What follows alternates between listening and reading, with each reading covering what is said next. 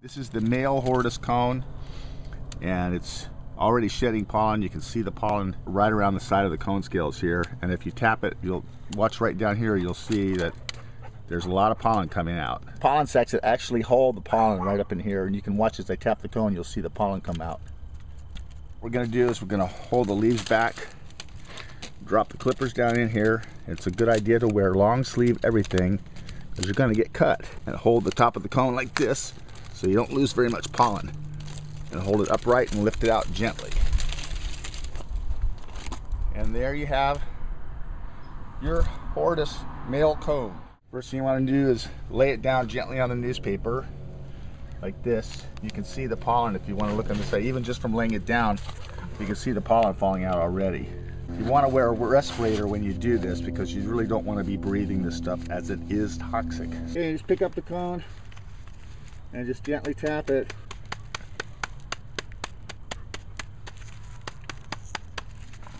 Try not to get too many of the pollen sacs. You don't really want to be breathing this stuff. This is what we call copious amounts of pollen. And then we'll set the cone aside.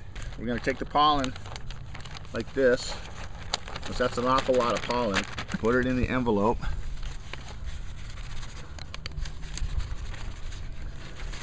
And there, you got your pollen all ready to be stored. So we take the pollen, dump it in the cup, and we're going to use quite a bit of it. And we take an animal syringe and show you how to mix it up. Distilled water, any brand of distilled water, that's what you want to use. You take the needle in there, suck on some distilled water, and squirt it in the cup with a little bit of force so it mixes up the pollen.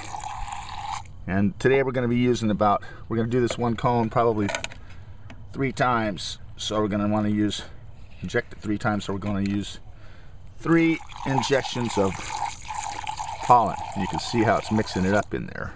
And now the pollen's all mixed up. You can see it's nice and yellow in there. And we'll put the cap back on and we'll walk over to the cone. This is the hortus cone that we're going to pollinate today. As you can see, it's already been pollinated and has a cut cone laying on top, which also puts pollen all over the top of the cone. When it rains or if there's dew, that pollen's going to run inside the cone. We're going to remove this, and then if you look in here, you'll see that the cone scales are pretty well separated. They're loose. So that usually is a good indication that the cone is receptive, when you can move the cone scales around like this. I should have gloves on. I shouldn't be getting this pollen on my hands. It's not a good idea. And we take pollen here and put it in the syringe. You can see it's a nice bright yellow color, which means there's an awful lot of pollen in it. Now we're going to inject the pollen into the cone. We're going to pull the cone scale back a little bit. Right usually at where they all meet is a good spot to find a place to inject the cone. Put it in there. It goes in there easily, and you're not actually stabbing into the cone. And then slowly inject the pollen. And you can see that it's running down the center of the cone because you don't see any dripping out anywhere around here. It's actually going down into the center of the cone in a spiral motion. You want to tap the cone while you're doing it so the pollen gets equally distributed throughout the cone. I'll thump it pretty good, but don't break it.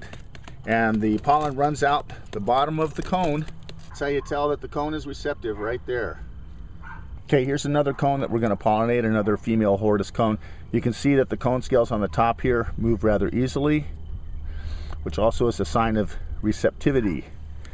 And what we're going to do is find that little diamond spot in between the cone scales. Here's one right here. Carefully insert that needle in there. That's nice and open there. Just like finding a vein. Yes, it is.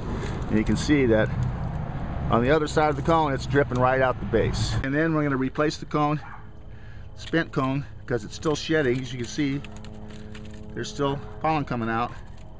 In case any kind of very small bugs, mice, ants, earwigs are crawling through these cone scales here, which will also help distribute the pollen into the cone. And we'll leave it sitting on there just like that. This here is a cross between an natalensis and a hortus. We got a male hortus cone, and we're making a cross here between. I've already injected this 3 or 4 times over the course of about a week and a half. And these are, this is going to be a Natalensis hortus cross. You can see the cone still shedding pollen. So that'll be a nice plant.